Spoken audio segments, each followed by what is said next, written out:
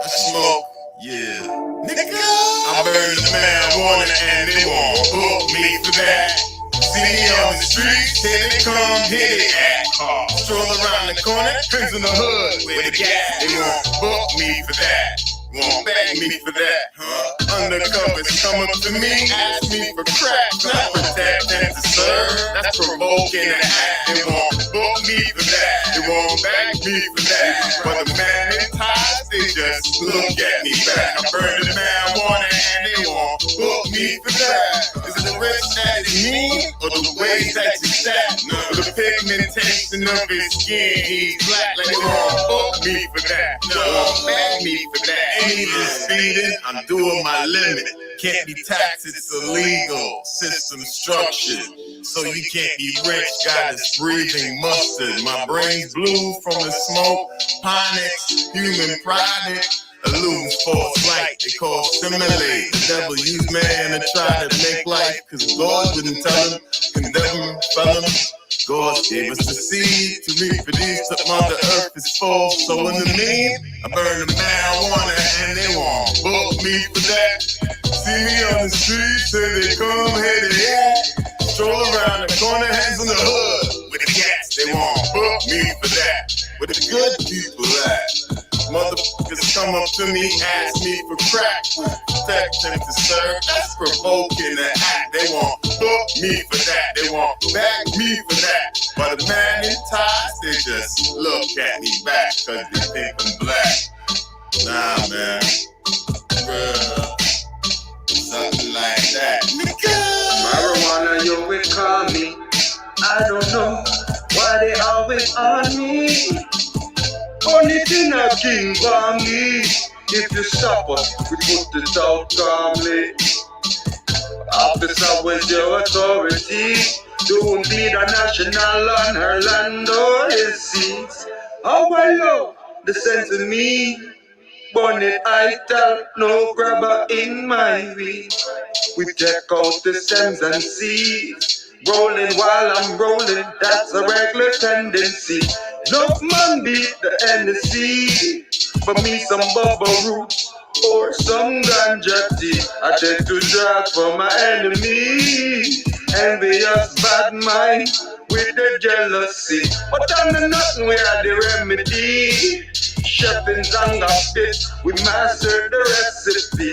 What is all ya? It's a masterpiece. I don't care who sees. I'm on my herb in the streets.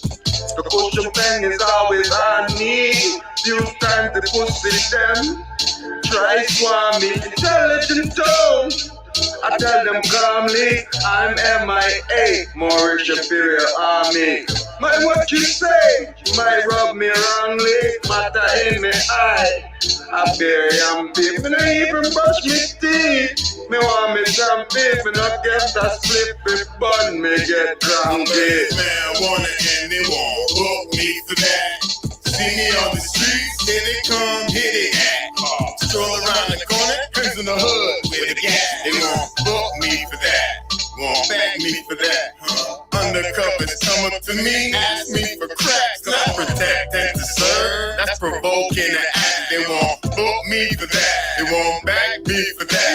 But the man in ties, they just look at me back. I burn the marijuana and they won't book me for that. Is it the rich that is mean or the ways that you sat? No, the pigmentation of his skin, he's black. Like they won't book me for that. No, won't bag me for that. Yeah.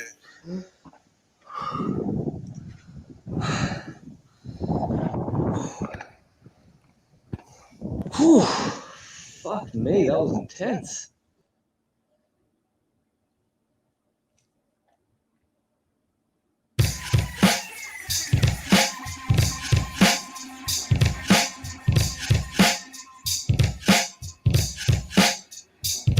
Read the future through the stars, or Tower of Mars. Cut you with the scimitar or shadow sword. Then in Callaway, our names are Moors of Europe.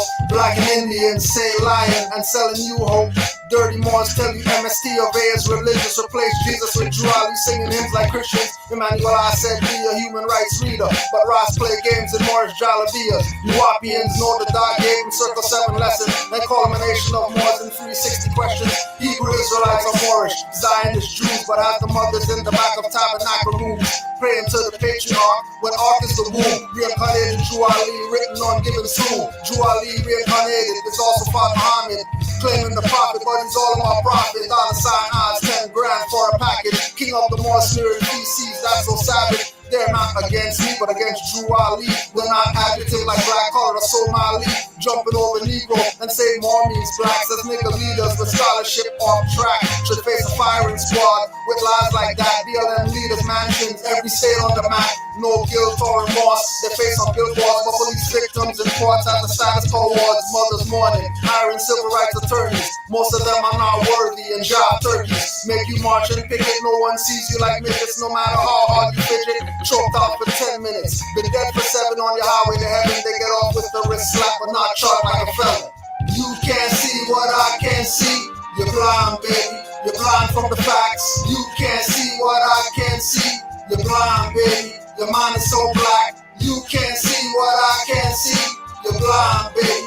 You're blind from the facts. You can't see what I can see. Those black You're blind, baby. Your mind is so black.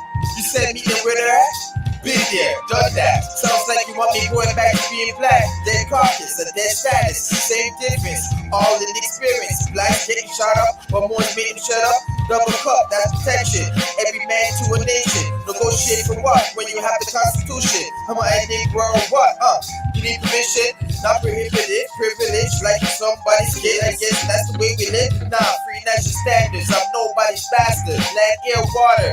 That spells law, but you're blind, baby. I told you, you're blind, baby. Lesson for the percolating. Don't shoot my birdie, more science and facts. Fiction is the movie. Look at the way you act. If you don't believe me, then study. Then you will know, and you will grow. You will know, and you will grow. Blind, baby. You can't see what I can see. You're blind, baby. You're blind from the facts. You can't see what I can see. You're blind, baby. Your mind is so black. You can't see what I can see. You're blind, baby. You're blind from the facts. You can't see what I can see. You're blind, baby. Your mind is so black.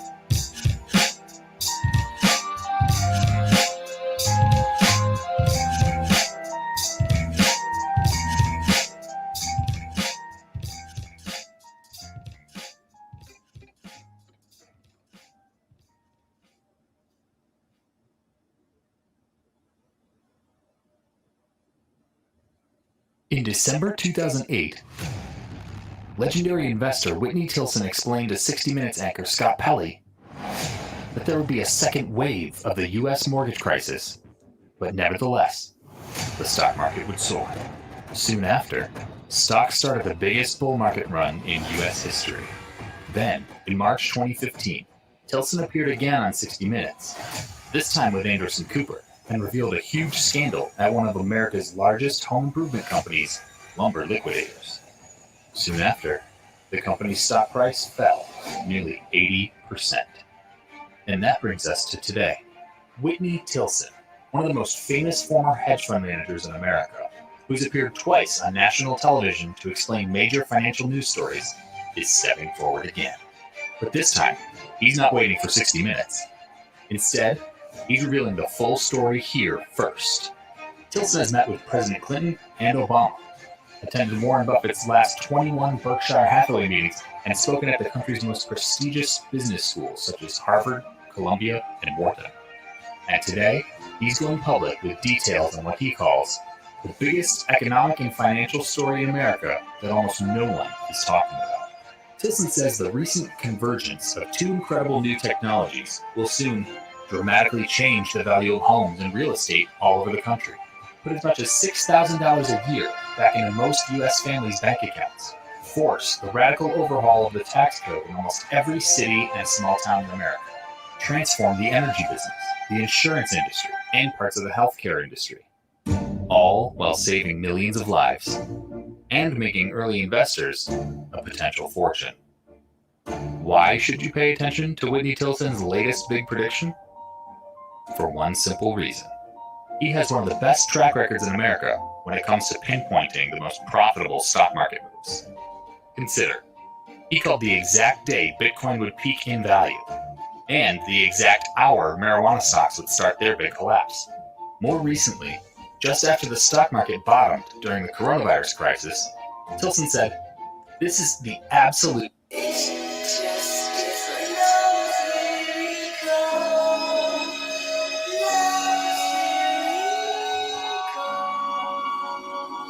Yeah.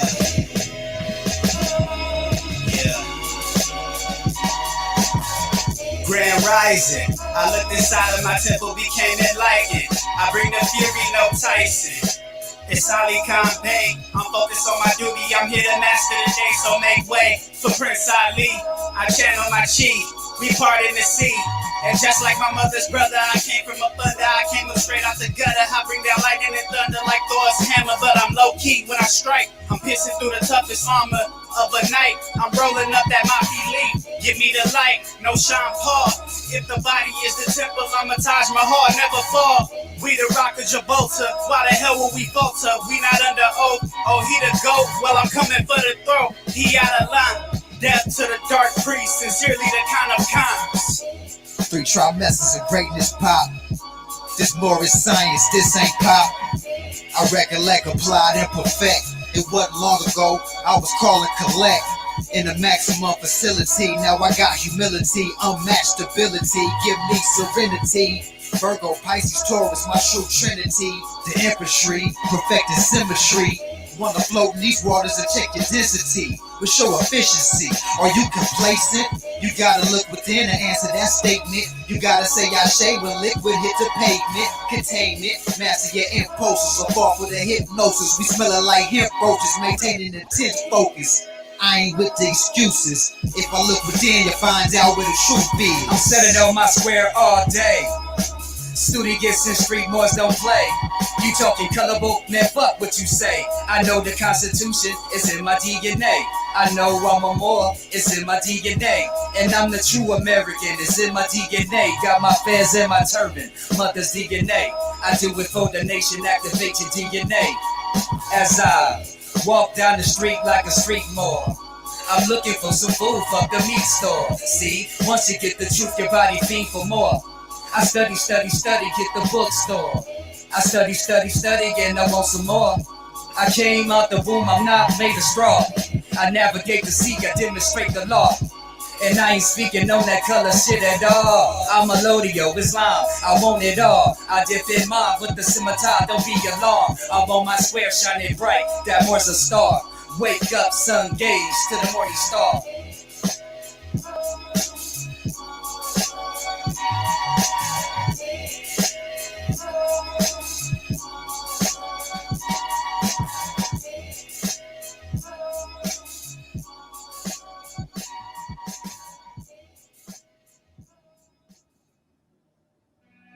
Common sense was made before book sense. Canaanland Moors presents Common Sense Quick.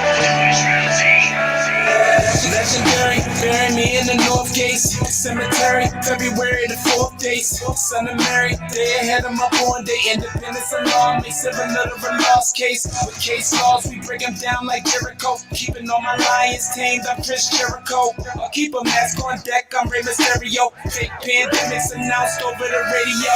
Annoyed with the game, the joys and the pains. I'm rock face, mixing with rock the hard way. I was in a lost state.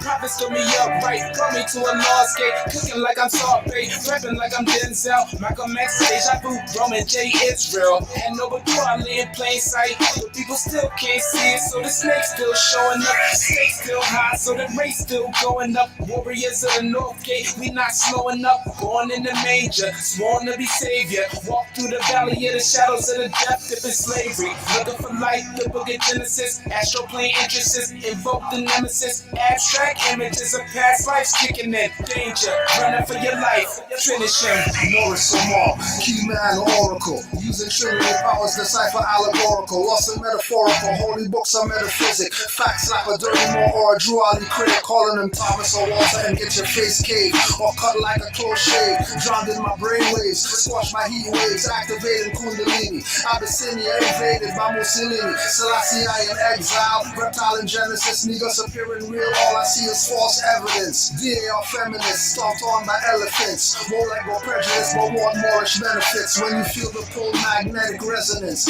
apis horns of the sacred book all maleficent, great cosmic mothers, return to blessedness, no pestilence, ace all the testaments, tap into remembrance, never to forget again, use energy right, not put spell effects on men, wandering the earth plane with no veiled shades, keeps you a mental slave as the horizon fades, it's been decades since Christian crusades, not enough rebellions, too many vigil bouquets, holding on to the fence, burden on doomsday, war ruled by Mars, it might be on a Tuesday.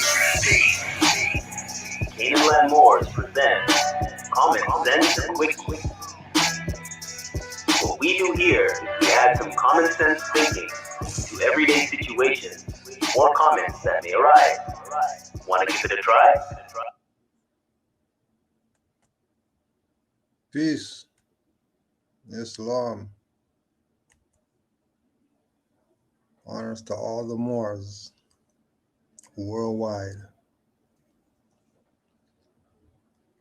Peace and love to all Moors.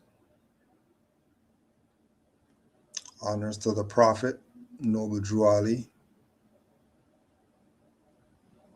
Honors to all the Els, the Bays, the Days, the Als, the Alis. Honors to everybody. Peace, more. Islam, Grand Sheik. Islam words. So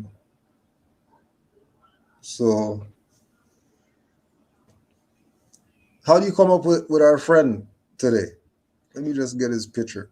Up.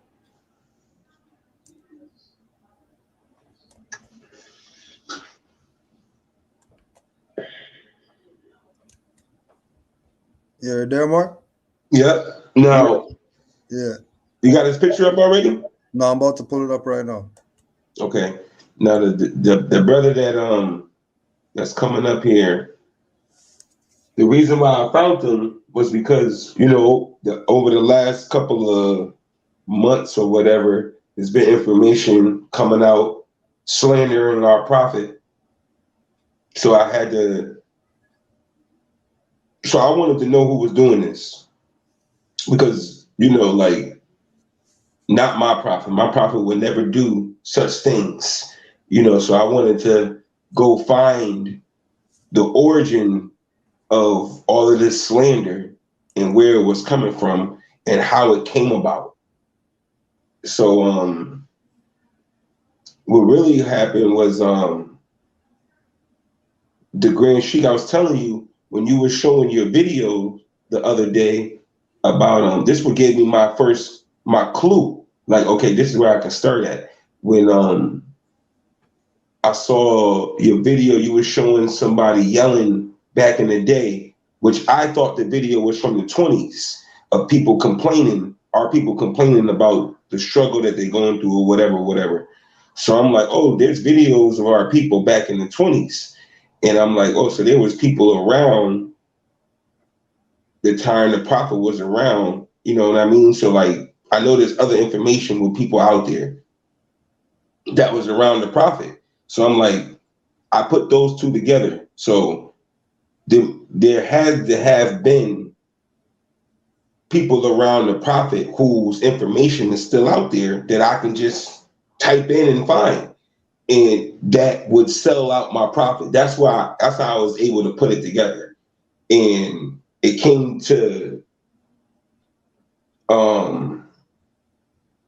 I was just typing like stuff like with Noble Drew Ali and what was it? What was it? Was it the prop? Was it him? Okay, because I want to get it right. How I ran into him. It was something with finding Noble Drew Ali in the slander with the with the prophet and false information about him, and somebody had already was doing information about it. And when I Googled the research, it came right up. Like, you know how you can use the words, like the Google search words or put stuff together. So it was like showing me the slander in Noble Drew. It came right up, and somebody had wrote. It came from the Cambridge.org. I think I sent that to you, Green Sheet. Hold on. Oh yeah, the Cambridge.org. Yeah, hold on. Mm-hmm.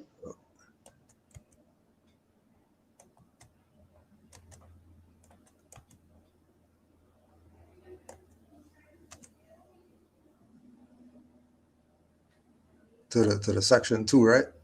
Yep. Yeah. Yep. But the title alone bugged me out when I first saw it. When it said the mystery of the Moorish Science Temple, Southern Blacks, and American alternative spirituality in the 1920s.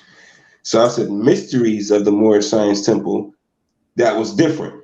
So then I just kept scrolling down, and I was about to get off because when you read the beginning, it's a bunch of hoopla. Doesn't really give me the information I wanted.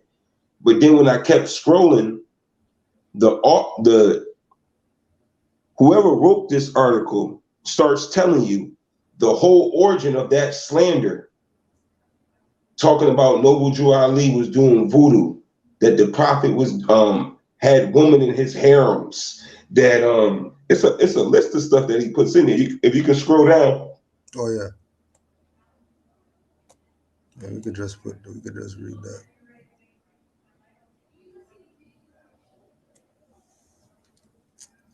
2. Cult leader lured girls to his harem.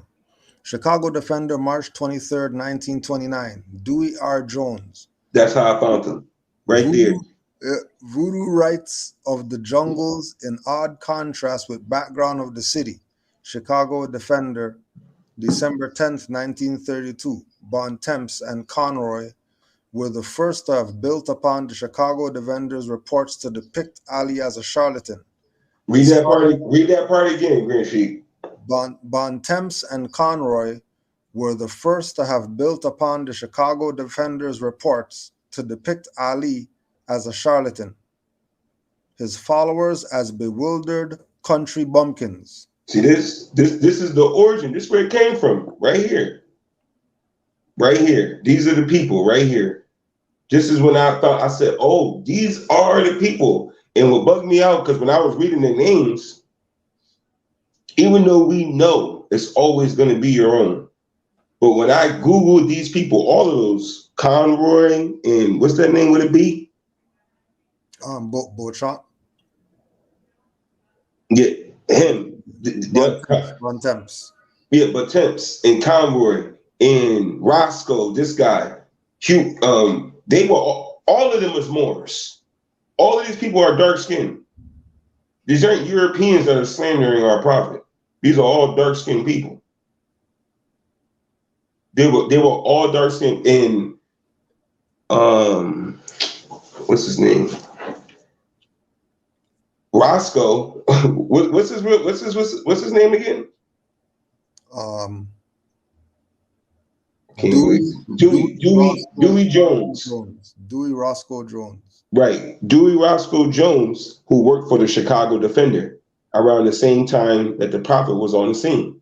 He started working for the Chicago Defender 1923.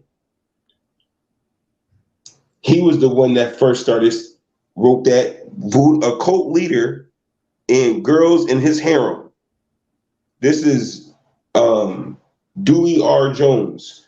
Go if you can show his picture again, Grand Sheet. Show his picture again. Looking all flashy.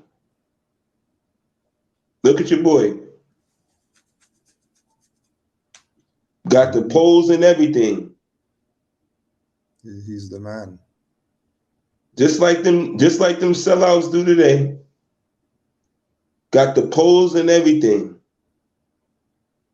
Same thing back in the day, same thing they doing now. They in it to sell you out for the materialistic gain. Look at him. He was the editor for the Chicago Defender, and then became the city editor for Chicago. So any editorial things that came out, this was the guy. But this is supposed to be at a time when Jim Crow, racism, colors drink out of this water fountain, and whites drink out of this water fountain. That's when this time's supposed to be going on. And this is the guy who's the head of the city of Chicago's editorial. He is. And then once he got done with that, he was able to work for Roosevelt. This is the guy who was writing the slander about Noble Drew Ali. The same guy who ended up becoming basically an agent for the government, because he was part. There's more information saying that he was part of a black cabinet. Him, a group. Now I'm memorizing what they said in the article. They called it him, a group of black men and women who reported back to Roosevelt and his staff on on the policies on African Americans. So they was reporting back on everything our people were doing. They would go back and tell Roosevelt and his staff. Him and whoever was in that black cabinet organization. And remember, this is in the early 30s, 1929, 1930. And this is at a time when the Great Depression is going on. The Great Depression should be going on right now. And that's what bugs me out too. At a time when depression is going on, famine, people getting kicked out, not eating, all type of stuff is going on. But the government got time, the so-called government got time to figure out ways to manipulate Noble Drew Ali. Why is that? How y'all got time to do that? And your whole thing is about to crumble, but you still trying to figure out ways to send people, agents, into the Moorish Science Temple. Why is y'all got time to do that? And this is the time in the Great Depression? Oh yeah, we'll put this one out too, since we're talking about the Great Depression. Since we're talking about the Great Depression.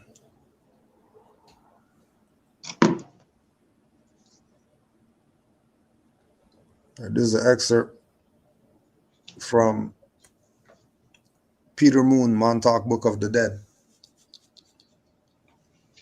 The Ali Shuffle. And this is a modern European, by the way. When the Moorish science reached its peak in 1929, it was on the heels of one of the greatest but most dangerous discoveries Drew Ali ever made.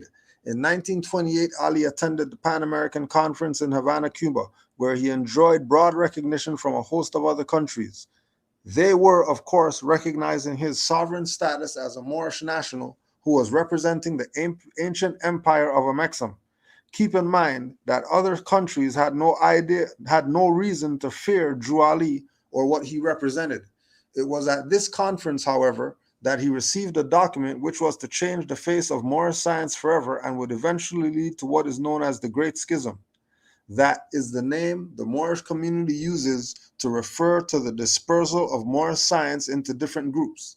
The document Drew Ali received was a copy of a mandate whereby the Amexem Empire extended a land grant to the entire Western Hemisphere to certain Europeans.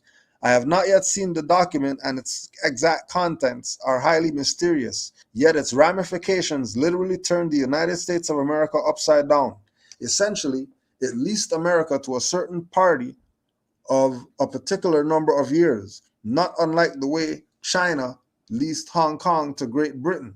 The lease was up in 2004. It is entirely reasonable to believe that such a document, if it still exists and can be brought to light, is a mere relic of a long forgotten era that has no significant meaning in today's legal system. That would be fine, except for one very important point.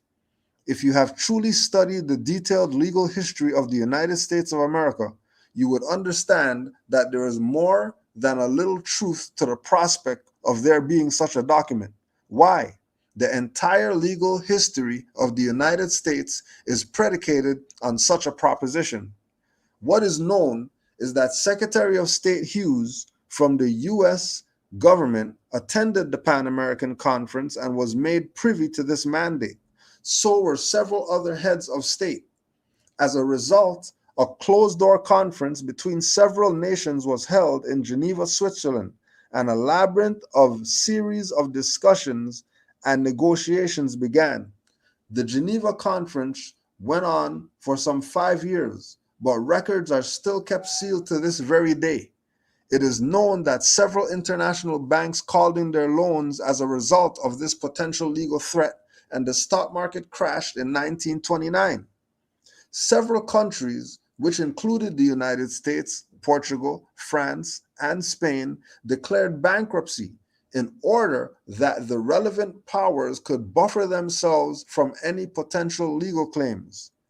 In the case of the United States of America, it was reorganized with a new corporate legal status. Franklin D. Roosevelt was part and parcel of the entire plan when he abolished the gold standard and created the New Deal. Federal Reserve notes were then issued in place of gold-backed currency. The Great Seal of the Moors was used on the back of the notes. People behind the Geneva conferences were so concerned about any potential boomerangs from the Moorish issue that they began a full-barreled character assassination of Moorish heritage. The most flagrant example of this was when two master masons put together the famous Amos and Andy show, and it became the first nationally syndicated radio show in history. It was deliberately designed to spoof the Moorish Science Temple by lampooning them as Mystic Order of the Knights of the Sea, callously referred to them as sardines. From one perspective, this can be viewed as hysterically funny, especially when you consider that the dignitaries were given the titles such as swordfish, mackerel, and kingfish. On the other hand, it was a deliberate and malicious act of intent designed to portray any more as the most laughable example of what could be termed the lowest common denominator. Not long after Amos and Andy had its national debut, Drew Ali was arrested and mysteriously died. This has been ignored by both history and conspiracy books. When you see how integrally connected the Moors are to the history of the world, let alone the United States, you see that they are a guidepost to the true history of the planet.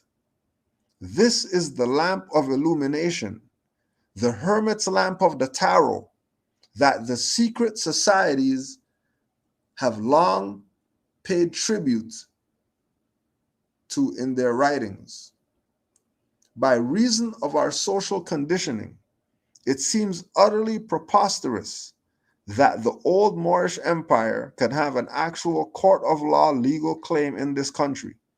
Conversely, it appears that world leaders have been deathly afraid of such and have even prepared themselves to legally avoid the inevitable. Once again, the Moors show themselves to be hardwired into the infrastructure of our consciousness, as well as the historical paper trail. And that's from Peter Moon, Montauk, Book of the Dead.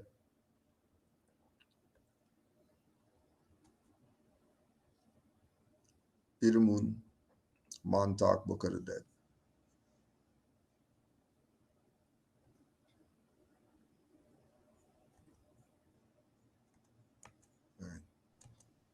Islam, Grand Sheik. It's a lot more. Because you had mentioned the New Deal again. Yeah. Now that's key. The New Deal in history, because my prophet, it seems as if, made all that come to fruition because of the shutdown by making us Moors. Mm-hmm. And I feel like Moors need to do a big, huge study on that New Deal, because then you'll see where the sellout really came in. This is when the sellout really came in. It was all part of this New Deal. I wanted to read something real quick. It was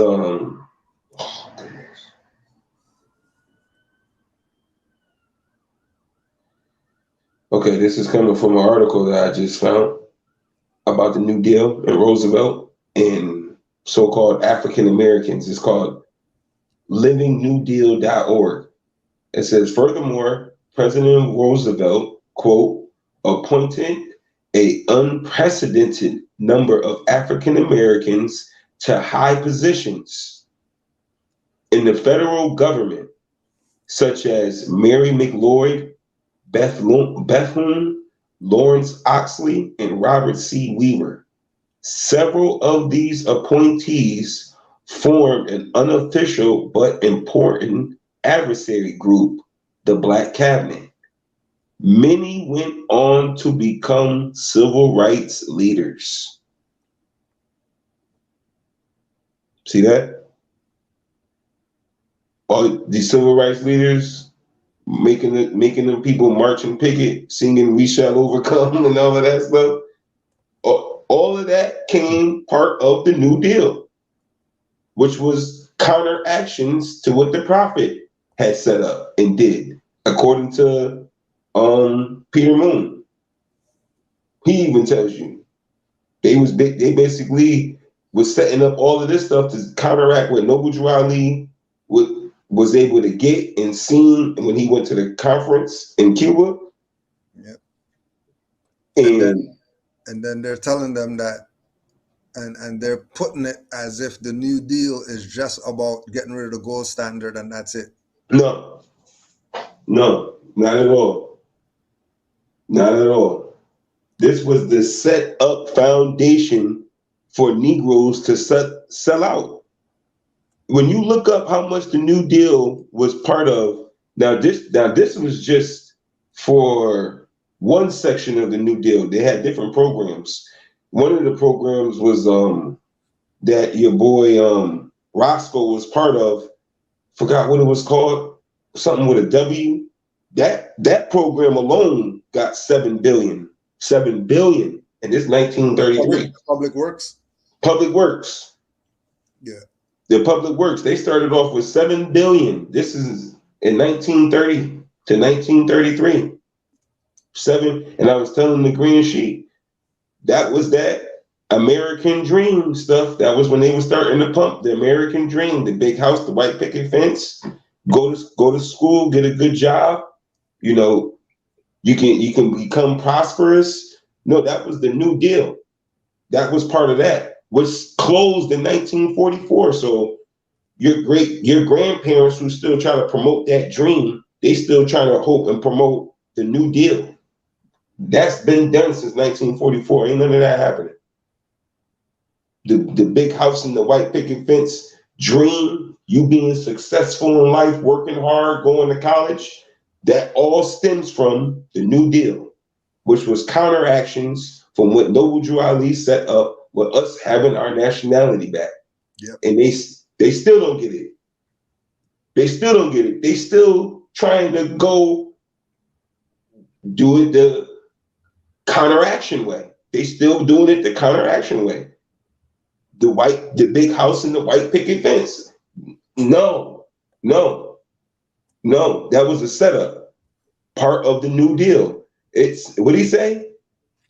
Right here, again, many went on to become civil rights leaders in the coming decades. Your boy Roosevelt appointed a number of African Americans to high positions in the federal government. It was a setup from the beginning. He appointed them. They wasn't voted for. He put them in position. Now y'all starting to think oh, we can become somebody. If you go to school and you study hard and you stand up right and be a good citizen, you can. Nah, they was appointed. They was put in them positions. You never had a chance. If you ain't selling out, get the F from them out of here.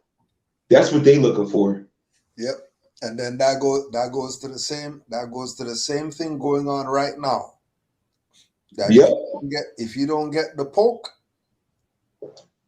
get the hell out of here. Get the hell up out of here. Right? Same thing going on right now. Exact same thing going on right now. And people still denying Noble Drew Ali. Still.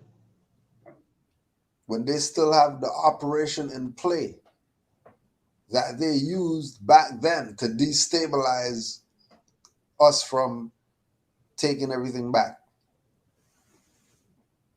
And it starts with our own. All the people who are the New Deal Negro leaders. There you go. The advisors on Negro affairs during the New Deal. These were all your people who you pump up and say that's the guy and all that for them. Because remember, all this stuff is after Drew Ali transition. Yep. Remember, all this is after Drew Ali transition.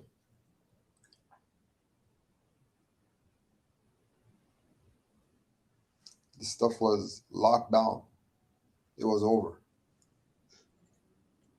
It was over. If you're thinking with a proper mindset, you would see that. Hold on a second. During Noble Drew Ali's time, if he went to the Pan American Conference, and the Moors are the true heirs to the land here, and the European were only leasing it, and the lease is up, then everything is ours then. But what happened, Grand Sheik? Why is it so difficult? And what I'm looking at is all of the sellouts, the Roscoes, the Conroy, and like all the Kirkman Bays, the Farrar Muhammads. Like that's what I'm like, the sellouts who helped get Noble Drew Ali off the scene and push this New Deal agenda. That's what I'm looking at it now. I'm like, dang, man, yeah, that's what they did. That was like when you talking about when they went behind closed doors and started having meetings, like everybody's feet started getting real fidgety when the prophet showed up on the scene. It seems like soon as they, oh, the prophet's here. Now they going behind doors, having meetings and all of that because Noble Drew Ali's on the scene. And don't be surprised if we really do some research on these people and find out that all of them were members in the temple. Oh yeah, absolutely, Grand Sheik, absolutely. Those pictures that we see with them standing on the stoop and all of that, they just took their turbans and fezzes off and went back to the state of mind the prophet left them in, got them in, and now they're part of the New Deal, taking pictures with pipes and stuff with suits on. They was in those pictures with turbans and fezzes on, Moorish garb, and you'll never know that was them. Yep. Because now they got two-piece suit on with tobacco pipe. The same way that you go in a store with a baseball hat and go in a store with a fez or turban exactly. on. Yeah. How different they treat you. Absolutely. Yeah. See how different they treat you. Absolutely.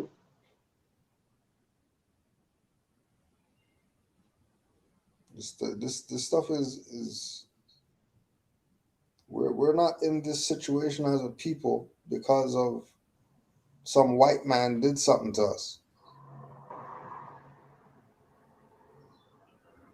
We're in these conditions because of our own, which is why no one else helps us, because everybody else knows that it's our own. And then we keep propping them up. When they say that they're a sellout, and then we prop them up. Mad that man peed on a girl. Got charged, get in prison, and you're mad. Now you're playing songs and all this. You can't have your cake and eat it too, huh? As soon as you take a little piece of icing off, it's not the same. You might as well just eat the whole thing. You just messed up the stuff. You can't have your cake and eat it. Pick one. If you're gonna eat, then let's eat, cut it up in how much ever slices everybody's here, everybody gets a piece, and let's, you know what I mean? Or don't. And let's go get real. Let's get real. And stop this faking. Right? And this is what all of them want. We're not talking about some, you know what I mean, anti this and that and all that. This is what our people want: to be recognized, to be appreciated, to have respect as a human being and whatever. But you're chasing after people who put you in a new deal. Yeah. Well, like my sister say, stop trying to keep up with people who be stealing.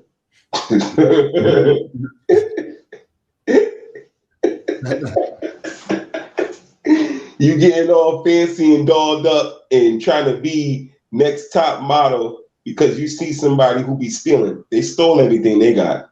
They stole your ancestral estate. They stole everything from you. And you trying to keep up with them. Now look at you. Stressed out. Yeah. Now look at you. Stop trying to keep up with people who be stealing.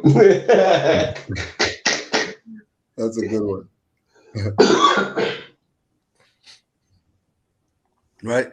In enlisting some of the gains which have accrued to Negroes under the New Deal, there will be a discussion of 3 lines of activity: housing, employment, and emergency education.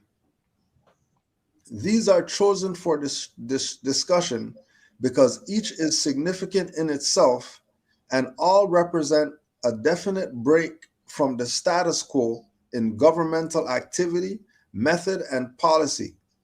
They do not give a complete picture, but rather supply interesting examples of what is and can be done for Negroes.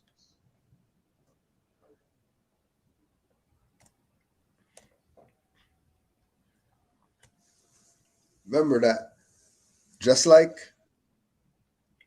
with the Indian stuff. Yeah, it talks about that. And then you have all the chiefs that are benefiting with the housing, the employment, and the emergency education so they could keep getting employment. You can Google it. It's called the Indian New Deal. It's the same damn thing, Grand Sheik.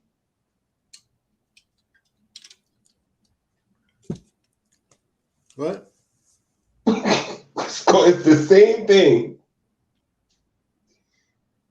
Because it's all the same people. And then when you put the Indian New Deal and then you put the Negro New Deal together, same all thing. Of that goes back to the Inquisition against the Moors, because everybody knows these people are Moors. And ultimately they're using doctrine of discovery, they're using all the papal edicts and all of that in order to stake a claim. Because they know our people don't have a prophet who told them they're not black, which is going to give them the power to stake a claim, so that when they stake a claim, the stake stays there. So you bring in wood and stuff to put in the heart of a vampire. What is the wood gonna do? You didn't read any occult books to know? Need the garlic knife? Right.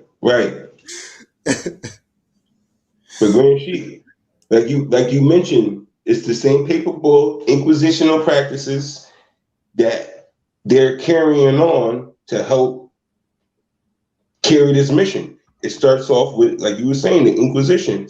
What did they do? The classification.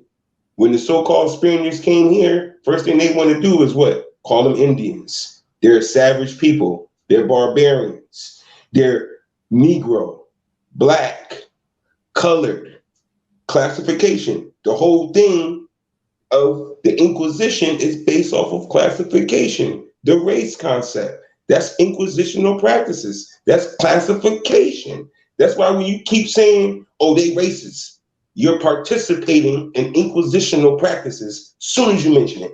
Soon as you mention racism, or they're racist, or the white man this, you're participating in the inquisitional practices, which is fraud. It's fraud. The whole concept of classification is fraudulent. That's fraud. But that's how they're able to rule, with the concept of classification and with us agreeing to participate in it. It comes right back to the Inquisition with their calling us savage, barbaric, backwards people, the third world, second world countries and all of that. That's what they based it off of. The whole thing goes right back to the Inquisition. They still doing it. Oh, that's a third world country. That's Inquisition. That's classification. That's the second world. Well, who's the first world country? Europe, the Western powers. Still is like that today. That's Inquisition. They never changed it. It's still inquisitional practices. Grand Sheet, you nailed it with that. It's still, the whole thing is based off of that. They just come up with fancier French words every couple of decades for it. That's it. And Negroes, sellout dirty Moors are the ones who are helping to promote this. They're the main ones helping to promote it, because when you Google if Europeans are becoming extinct, they show you that they are. So who's keeping this stuff going? Right. PWA, housing division, right? The benefits for the Negroes. No, break that down, Grand Sheik. The housing, that's welfare. That's people on Section 8. That's what they talking about. And when you were talking about the Indian New Deal, that's the people on the reservation. Yep. It's the same thing. When you break it down, it's the same exact thing. Same exact thing. Same exact thing. Because they're dealing with the same people. Exactly. The same thing, because they're dealing with the same people.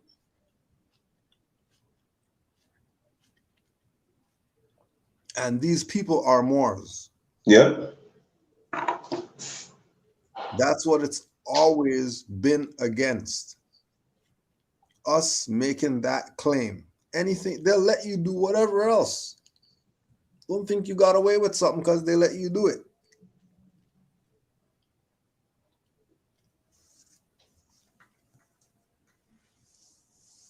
You have been trained that Franklin D. Roosevelt and all that, and gold standards and all that stuff is what the New Deal was, and them start fiat, and then that's all you're looking at it as. That wasn't the New Deal. The New Deal was about counteracting what Noble Drew Ali did and putting all these Negroes back on the plantation without slavery. Because all you have to do is put on a turban and you're free in the Americas. That's all. Just go steal a shirt off the line. Just go steal a shirt off the line in the South, put it on your head, and walk down the street, and you're out of slavery, just like that.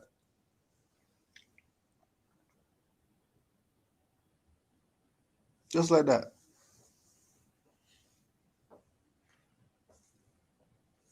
Remember, for every action, there's an opposite reaction. Drew Ali was the action. The reaction was New Deal. The action after their reaction was supposed to be, who are you? Who are you? Who are you? I know you're a bankrupt corporation or whatever, but what do you mean you're having conversations with the President Ali? Hmm. Or what do you mean, Governor Miliel? Or Mayor whoever may? Nor the mother L who is in charge of whatever else? Whatever the department is? Because we would have the status. We would have the status in order to do what it is that we're supposed to do for ourselves. But they didn't want that. They wanted Negro New Deals. Well, the Negro New Deal was PWA Housing Division.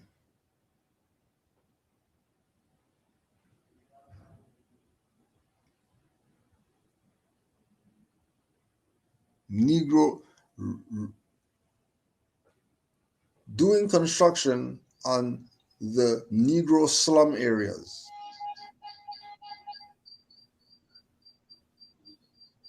Projects in the Negro areas are amounting to 33 million, 20,000 rooms. And you agreed and ran for it. Federal Emergency Relief Administration Educational Program. But let me ask this question real quick, Ranshi. But before we was putting the reservations and putting these projects, and they spent 33 million in reconstruction for projects for us to live in. Where was we at then? Where was we living before then? Where was we living in before they started putting us on reservations and putting us in the projects? Because they say Negro slums, but we see Juali and these people stand in front of buildings. This is the stuff I be talking about right there. So what slums? Like when they show the pictures of or video of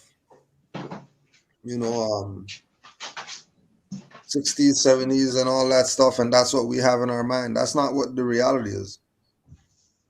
No, because you don't have any reference point of back then. But based on the pictures, they were in buildings. So don't tell me that they were living in some slums, in some Negro slums. You can still go ahead, Mar. You can still Google the places where the Prophet was at in so-called Chicago. Those buildings more still go to those buildings today. Those buildings, and they're all Moorish architecture. Every one of them buildings, all ancient Moorish architecture. I was going crazy. I said, they're all Moorish architecture. Yep. And they still standing to this day. Yep. It's just, but can't find none of them teepees still. Still can't find none of them teepees. All of this stuff, man. All of this. And that's why they had to try to bury him. That's another reason why they tried to bury him. Because when you start peeling back and realizing all the things, this is a whole recap of the Pan American Conference. We already been through this, but now thinking about it at another level again, you know what I mean? Like, now I've studied for this amount of years or whatever, and now going over it again, you really realize again, like, dang, man, you didn't know what this man really bought you. Like, you really don't. You really don't know. Like, you keep saying over and over again, if you think the gold standard, changing of the gold standard and all that was really the New Deal, you're lost in the sauce. I thought about it too. Just the title alone is connotative. It's like slang. It's like the New Deal. Like, what's that? Like, how can a president call or a government call something the New Deal? Like, first of all, that sounds very, salesmanship, corporation, not government, like leadership, like, you know what I mean? It's already sounding kind of iffy to me. And then when you go peel it, when you peel that back, you find out why. And then they did it when they redid the New Deal. It was funny because I'm realizing when they first started it, when they redid it, the New Deal, it started on Black Tuesday. I was dying laughing.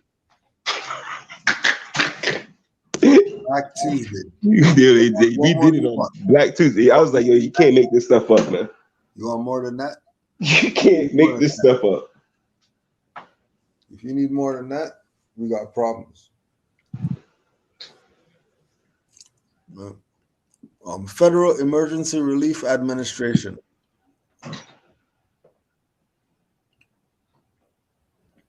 FERA. Oh, hold on. We'll take this one. Peace. How you doing? Say it again. Oh, peace, more. Yo, everything's peaceful. We're just live right now. You heard me?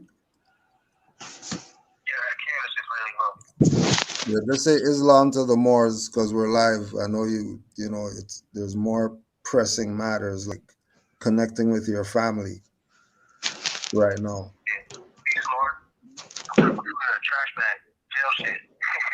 Yeah, that's my man. Islam, boy. Brother Yusuf said Islam, and the Moors in the chat.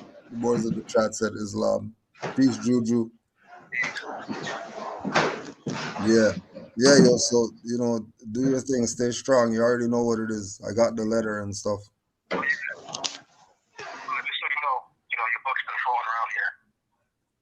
Yeah, I'm gonna get some more in there. I'm gonna send some more out. I have another Moore's name. He's 20 years old. He's had a rough life. He's interested in more science. I'm gonna give Juju his name and information so you can send him Moore's books too. Yeah. Because I probably put out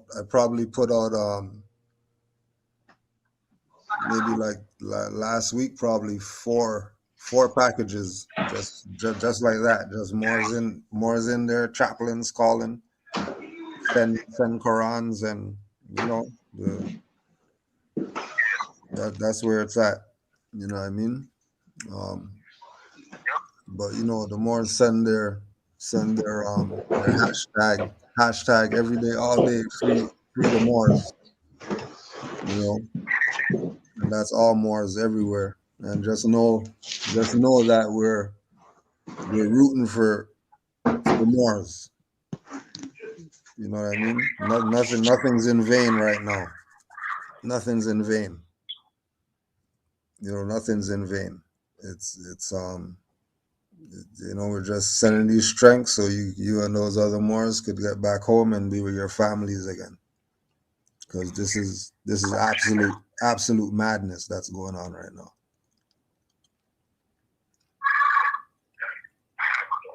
Yeah. Oh yeah, I thought the sticker on the back of the book was a nice touch.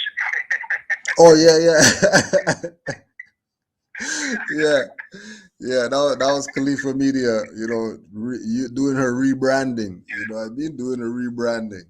Yeah. Yeah, she got an eye for that. She got an eye for it. Yeah. So that's what's going on. Yeah, that's what's going on. I had to get that one in there so you know that it's really over. It's really over. He's done for. Yeah. So yo, are you with any other Moors with you in the same spot? They separated us. Wow. So from the beginning? Yeah. So I was in.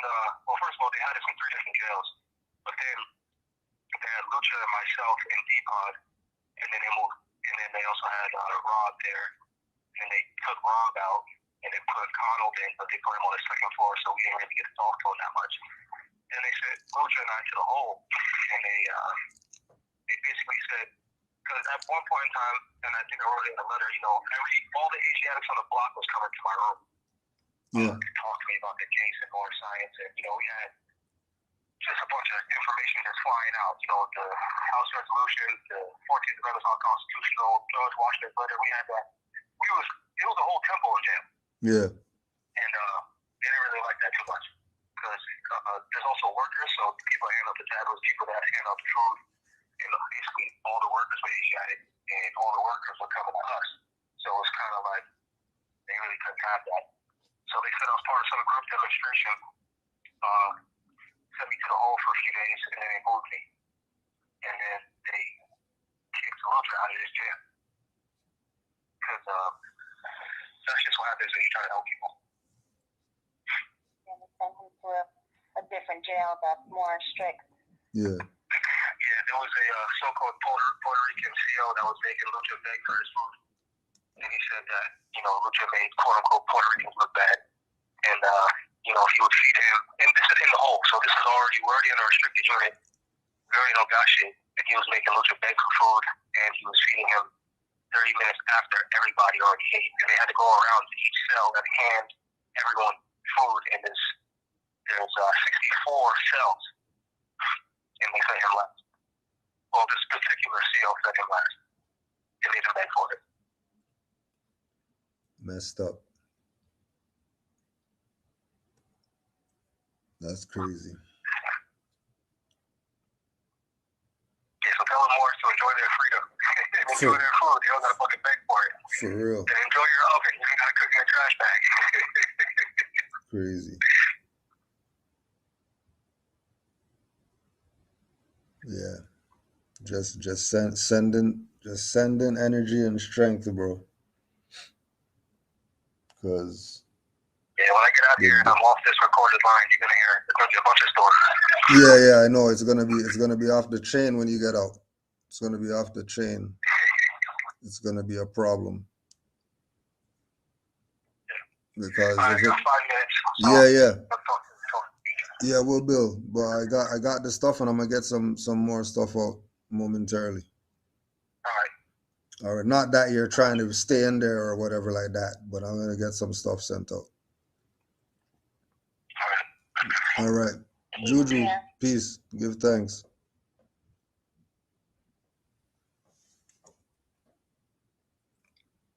Islam Wars. So there's the update. There's the update.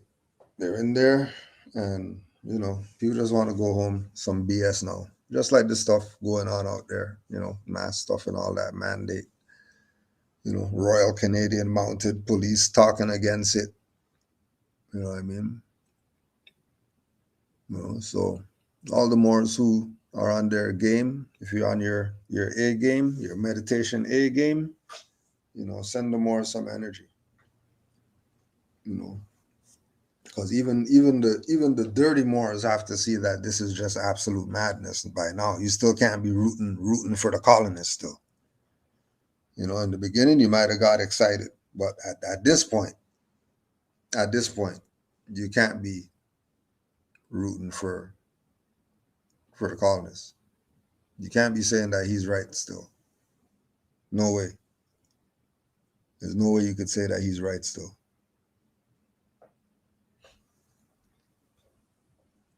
Right? There's no way.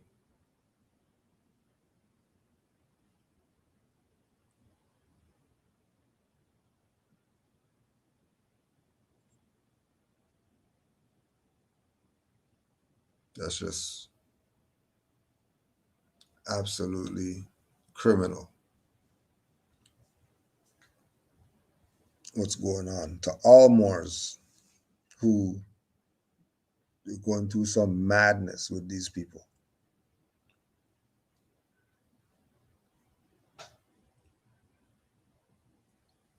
Right?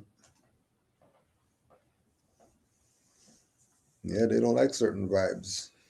Well, that's what they're on. They're not with certain vibes. They're not in there. Matter of fact. Because the more that we realize that this is a sojourn, and we know that everybody's not going to go through everything.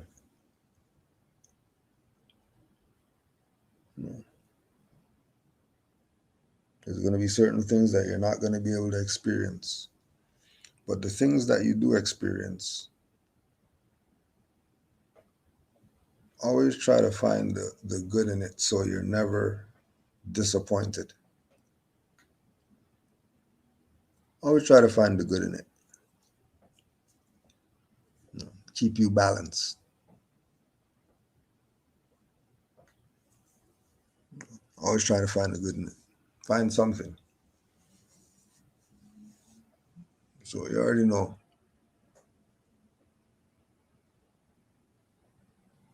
It's not right. You know it's not right. But it's a sojourn. And once you're on the journey, everything is a lesson. Even the negative, effed up things that you sitting with your elbows on your knees and you're just going through it. It's not absolutely over. It's not, just change your perspective a little bit. Look at it differently. Look at it differently and you'll see the silver lining if you're sincere. But like the colonization, you're not gonna get too much that you can't bear. You're always gonna have a little breathing room. You're always gonna have breathing room. But it's not gonna be much. It's gonna be one of those. You better make use of that little breath that you got when they try their stuff on you. Because that's your window.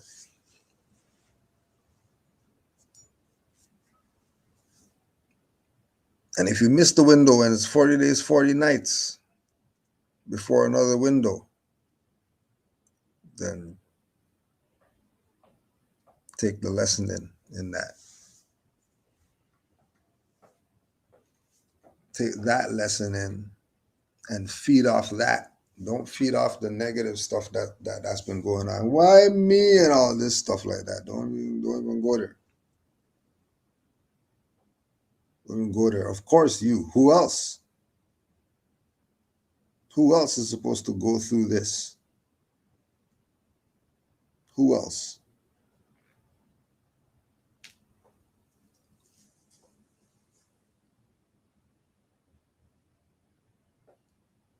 Because you have to. So if you're going through it, may Allah send you angels to keep you inspired. Because your people did a number on you. We keep getting into this hating other people thing. And never hate these sellouts that have us in this messed up position. Mothers, fathers, children getting murdered for nothing. You got all the fancy this and that for the black, this and the black achievement, this and the black da-da-da, and stuff is just innocent people still getting murdered. It's never the criminal that gets murdered. Always the innocent bystander. You think something's wrong with that picture? And then you see something's wrong with that picture that is only with our people. No other people are going through this madness that we're going through. No one else has a boogeyman that they're blaming for their problems. If they have problems, they deal with them. It's interesting.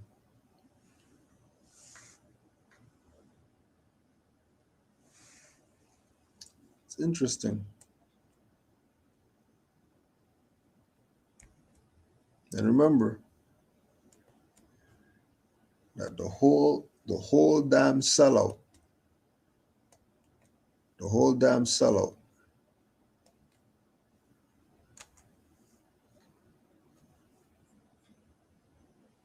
is about assassinating the character of Noble Drew Ali and using the Negro leaders who they gave their 300 million to in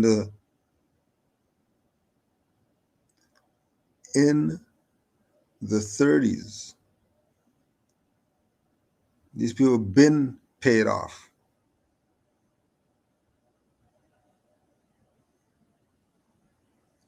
And use them with their Negro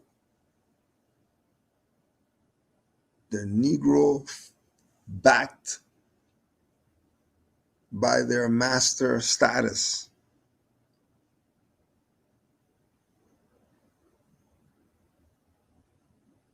To depict Ali as a charlatan and his followers bewildered country bumpkins.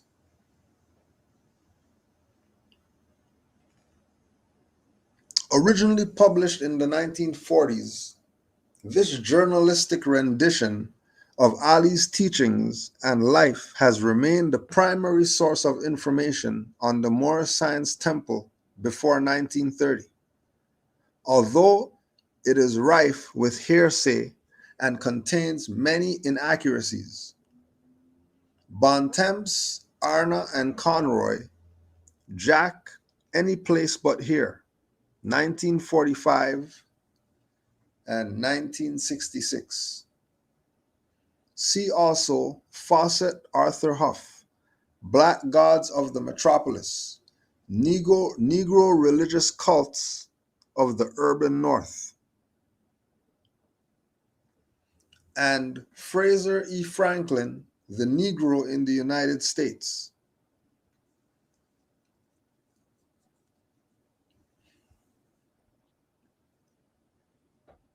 Now remember, we also talked about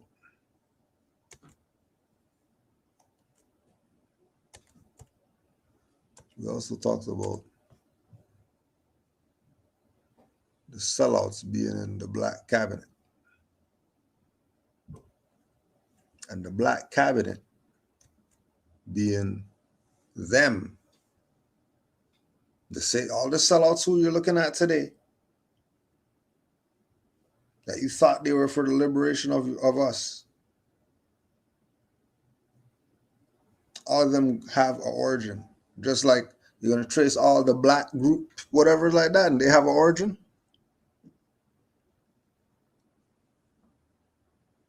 You can trace by all the genres of music and they have an origin.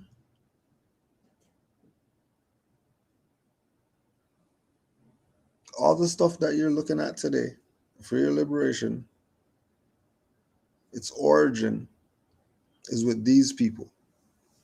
Because remember, their foundation is NAACP and all that.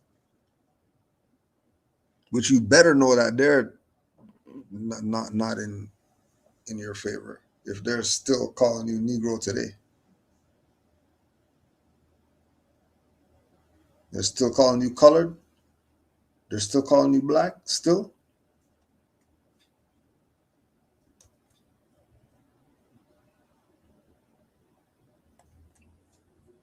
The Black Cabinet.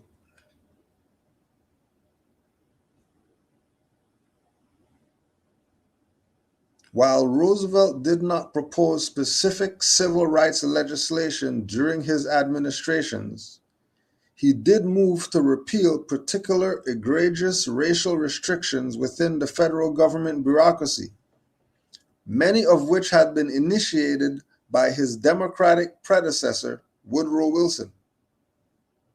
Moreover, the First Lady, Eleanor Roosevelt, remained a vocal and active champion of racial equality. As a consequence of Mrs. Roosevelt's lobbying of the concerns and interests of former Chicago NAACP President Harold Ickes, a key figure in the Roosevelt administration, and most important of concentrated efforts to secure political appointments for blacks. Roosevelt was made aware of the plight of black Americans. In response, African Americans came to view the Democratic Party as a haven.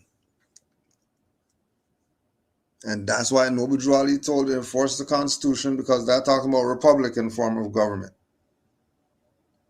But nah, you wanted democracy. You didn't want to listen to what Drew Ali said.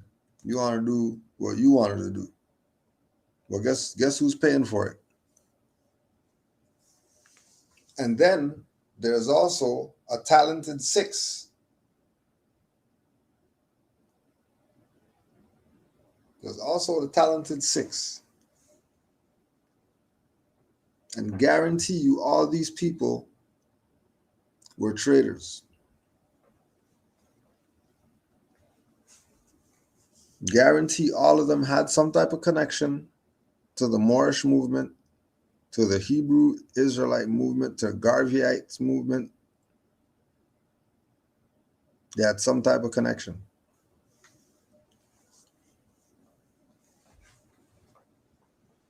But they didn't want to walk the straight and narrow.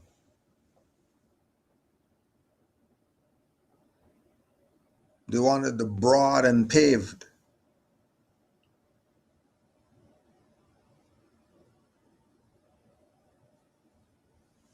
And now they're paying for it, because it was all an illusion.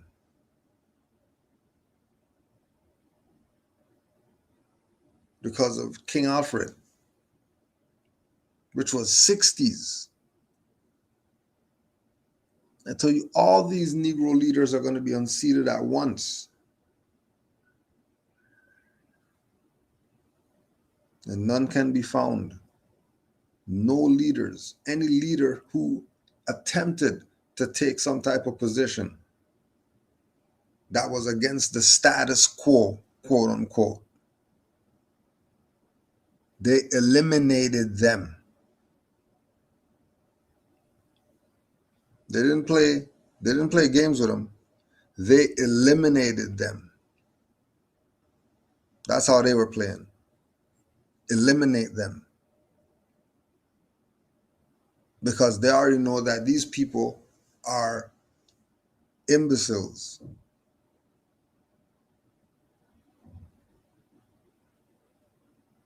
So all we have to do is create leaders for them, and they'll follow them. They are going to check the credentials of these people. They're just going to go following. Islam more, you're back. Islam. Yep. I heard the Eleanor Roosevelt part, and she was a great influence with the African American whatever people. Yeah. Now remember, Eleanor Roosevelt was part of the Minnesota Grand Chapter Order of the Eastern Stars, and it's a lot of so-called NBC's women who are part of the Eastern Stars as well. So don't be surprised if they didn't get together in their meetings and put this together too, because they all connected together and said that she had a big voice. I bet you she did. Because she's the Eastern Star. And I'm pretty sure, like the Grand Sheik said earlier, if we start doing some more information and pulling back, we start looking up a lot of these people who sold out the prophet. We start seeing, like you said, the talented six. We'll start seeing that a lot of them was. I'm pretty sure Roscoe was probably part of the talented six. Yeah. I'm pretty sure all of them people, the Conroy and the other dude was all part of the Talented Six. And all of this goes back to the Harlem Renaissance, who they was making poets, because what's the name? Langston Hughes, but the dude we just talking about right now, Roscoe. Oh, Ross, yeah. He graduated with a degree in journalism from Michigan. He got a degree in the art institution or whatever. He was right up that alley with the Harlem Renaissance. All of them were with that acting, poets, musicians, entertainers. All of them was part of that. All of them was part of that. That was easy to see Eleanor Roosevelt being influential in the African American society, so-called community, because they all working together. She an Eastern Star, they Eastern Stars, and then like they said, Roosevelt, her husband, was putting so-called African American men and women in positions of power. They always taking the check, and then looking at you with their nose up like you doing the wrong decisions, because you probably back then Moore's living off the land, being earthy, crunchy back then, and now they was looked at as frowned upon because people was getting appointed to sell out, appointed to take the checks. No, here it is right here. Here it is right here. Same thing that you're saying. Two seminal events in 1933 helped to set the stage for the appointment of a number of blacks to second-level positions within the administration. The first was a second Armenia conference hosted by Joel Spigarn, the chairman of the board of the NAACP. The second was Julius Renwald Fund meeting to discuss the economic status of blacks. Out of both of these meetings grew a determination to seek and secure appointments of racial advisors in the administration in order to ensure that blacks would not be excluded from New Deal programs. Working closely with the Ikes and Eleanor Roosevelt, the interracial interdepartmental group helped to secure the appointment of at least one black advisor in all but 5 of some 24 legal deal agencies by 1937. This network of officers became known as the Black Cabinet.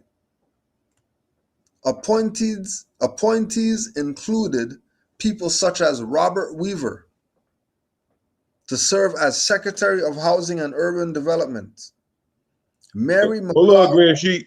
I don't know if you skipped that part, but you got it later appointed by Lyndon Baines Johnson to serve in the later appointed by Lyndon Baines Johnson to serve. Yeah, there we go. Secretary of Housing and Urban Development.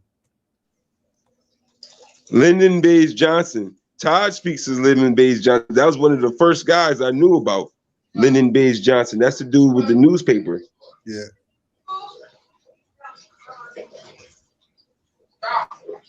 Mary McLeod Bethune, Director of Negro Affairs, National Youth Organization. Henry Hunt and Charles Hall, who, along with Weaver, were original members of the IGG. Joseph H.B. Evans, Farm Security Administration. Lawrence A. Axley, Department of Labor. Edgar G. Brown, Civilian Conservation Corps. N.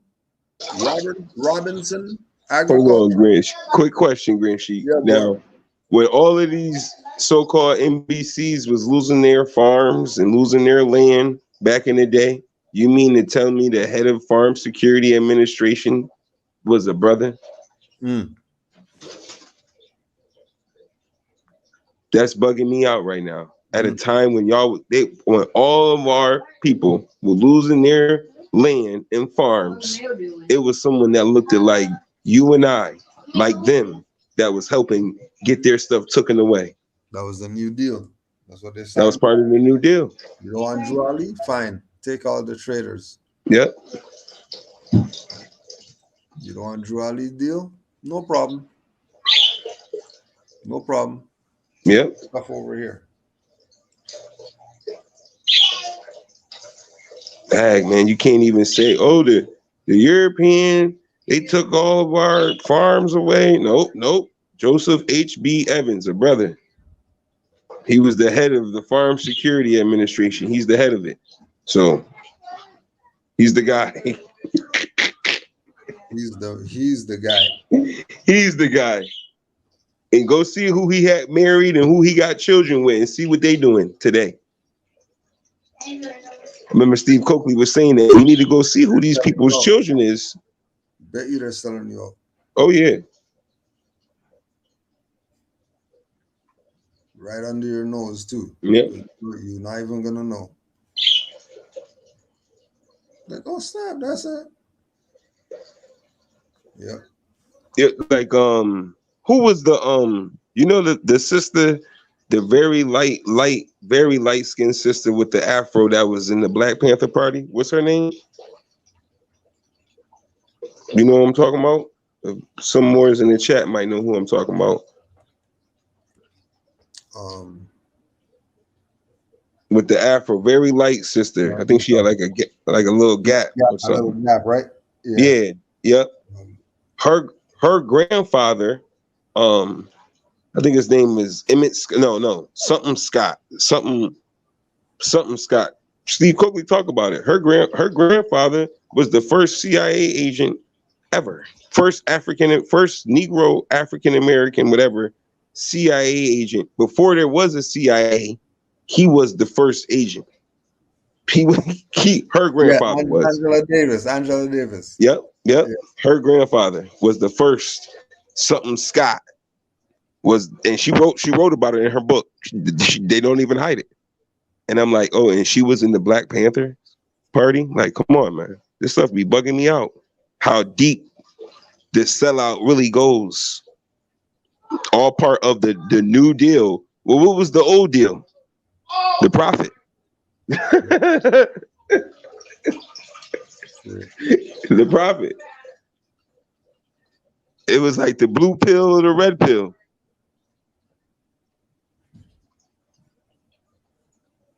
And what's the dirty guy's name in the Matrix? Cypher. That's what all these Negroes did on the New Deal. Yeah. They took the Cypher way. They wanted the stakes. Yeah. They wanted the stakes. They wanted to wear the fancy clothes. Yeah. So they took the New Deal. They took the 360. Yep. Because they all, at this time, come on, like you said, we look back, I bet you some of them was in the temple, so they knew. They knew. They had to know. They knew. If Aaron Payne could be top lawyer in Chicago after Drew Ali transition, here we go. All these guys know. Yep.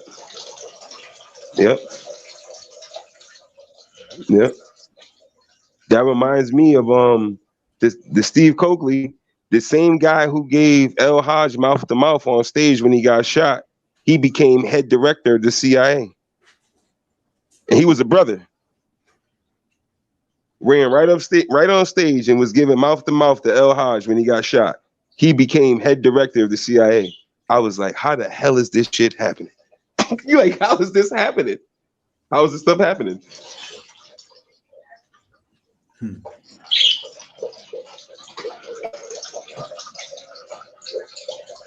It's very strange, man. Truth and falsehood is truth is stranger than fiction. It's the truest statement in the world. That's real. That's real. Yo, you'll be shocked. Yeah.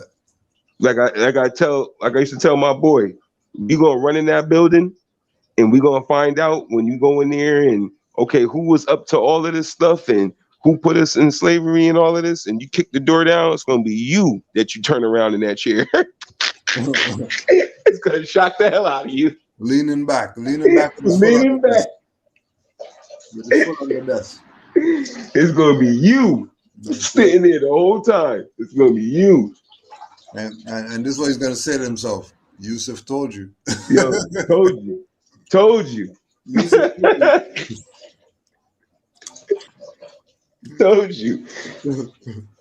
You gonna turn that chair around like, aha, is right. Aha is right. Yep. You saw more.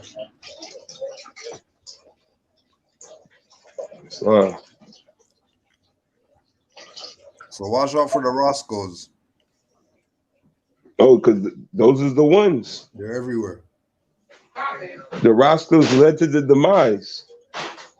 Yo, that whole thing, I was telling my sister, you ever seen that movie with Richard Pryor? When they paid him to pay, when he was working for the rich guy and he paid him to be his son's friend, and Richard Pryor took the money and did it. Had this man dressing up as a maid, as a woman in maid clothes and all of that. That whole movie was the proof of how low NBCs get. Yeah. To get that, it was showing you, and then showing you like he going home, he trying to prove to his wife and everything that he got a good job, he making good money, but no. And I was like, yo, look at that, look at this, look what they would do to stoop that low to try to make a dime. Now you're over here wearing maid woman clothing for some little boy.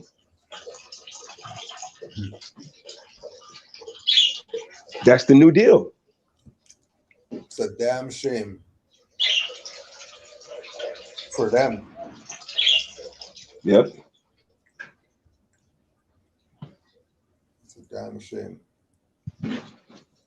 That's the new deal. That's the new deal. You guys didn't want to proclaim your nationality? Here goes the new deal for you.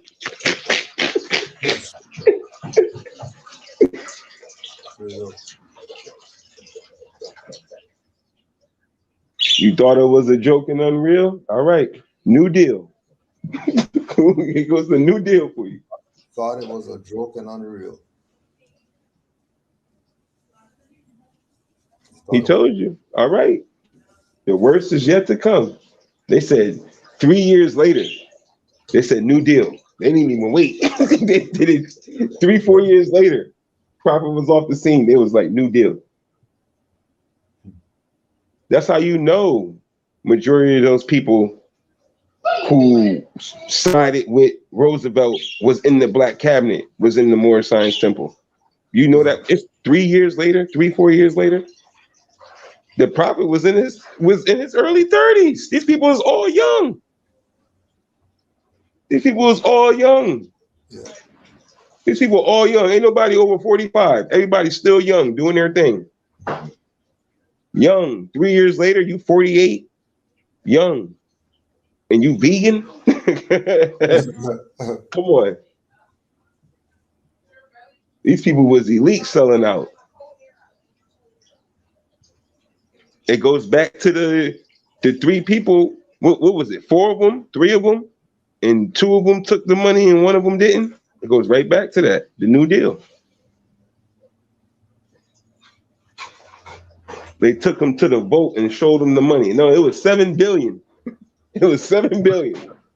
$7 billion is a good bit. Yep. It was $7 billion. It didn't hit them with the 7 with it. 2 on top of that. You know, the Moors was like, oh yeah, that's for me. Yeah. It took that $7 billion. Yeah. They definitely got good. I said, yep, put them in the projects. Put them in the reservations. Yep. Go ahead. Mm-hmm. Sold their own out, bro. Crazy. Oh yeah. I couldn't wait to find the core. I'm like, yo, I know somebody sold out. Yeah, they all did. They all did. Here's the guy, Roscoe. We lost to Roscoe and his black cabinet.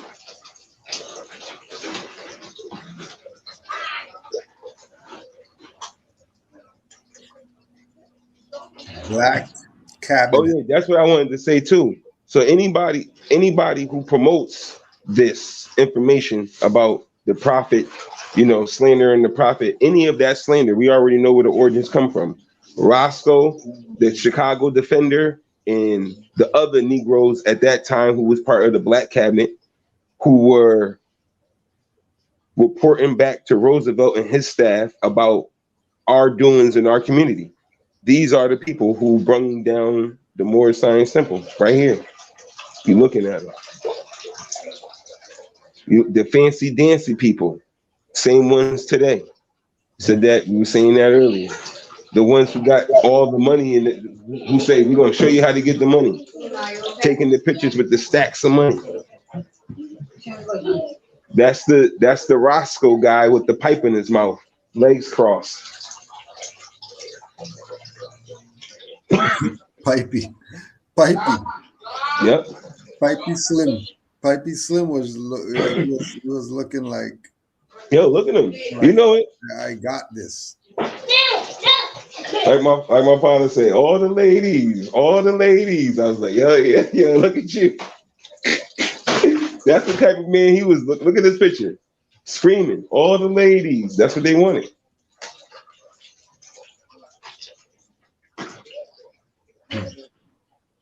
They're about to get but you let Steve Copley tell it.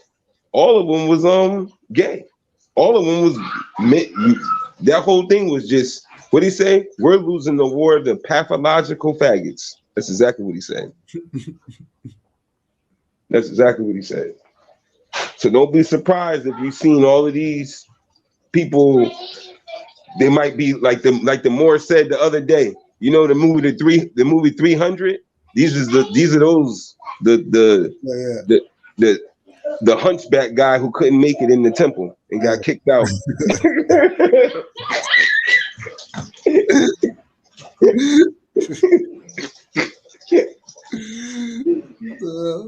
Now because he know the information and he got a couple of pamphlets, he gonna sell out. He know it because he studied hard, but because the prophet knew you were gonna sell out at the end of the day. Now look at you. Running back to Roosevelt, doing the same thing. Exact same thing. Ran back and told the information. Yeah.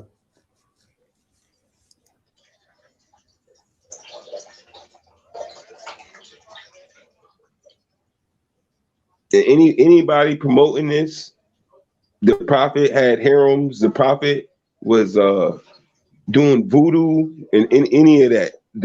Like you said, the crystal ball and all of that, they're getting that information from people who were part of the Black Cabinet and were reporting back to Roosevelt. They were working for the other side. You're using their information to go against Noble Drew Ali. Mm-hmm. So knowingly or unknowingly, you're an agent because you're promoting the agent's information. Which his whole thing was to degrade Noble Drew Ali.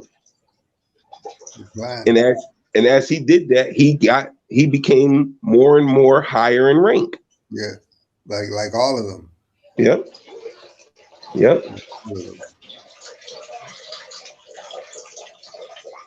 Like that all leads to a lot of stuff too. That leads to, because I was speaking to Brother Jamal, I was looking up the Marshal, something like the Marshal of Massachusetts is a Moor and a Boule member. You can Google them.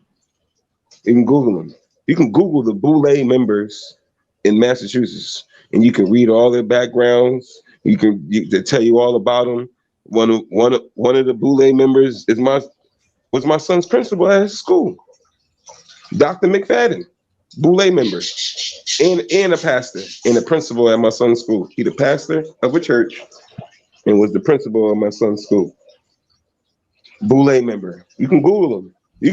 Everybody should Google the Boule Society in their so-called state. They're gonna come right up. They don't even hide it no more.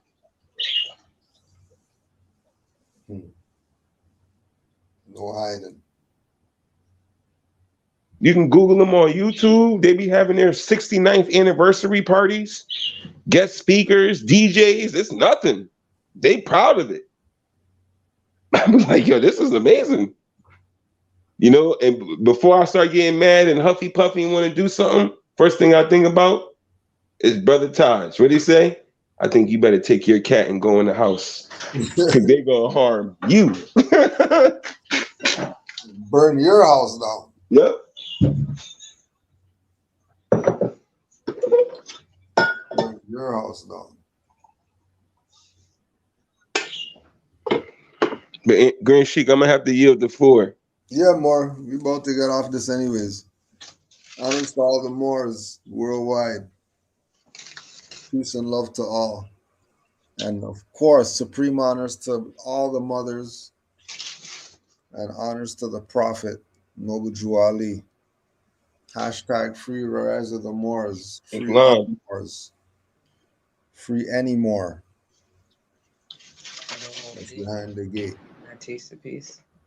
Islam Moors. Islam, Green Sheik. Islam, Moors. Islam. The Prophet is the man.